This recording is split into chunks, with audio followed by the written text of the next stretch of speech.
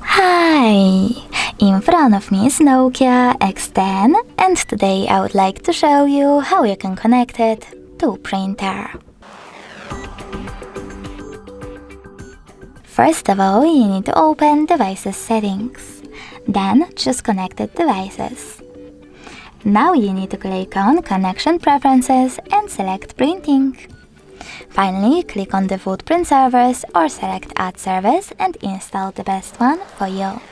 I will go with HP one because I have HP printer, and when your app is ready, tap on the back button twice.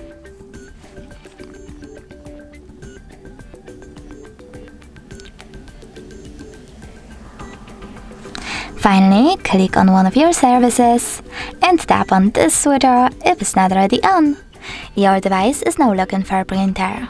When it finds one, it will connect to it right away. Thanks so much for watching. If you enjoyed this video, leave a like, comment and subscribe. Bye!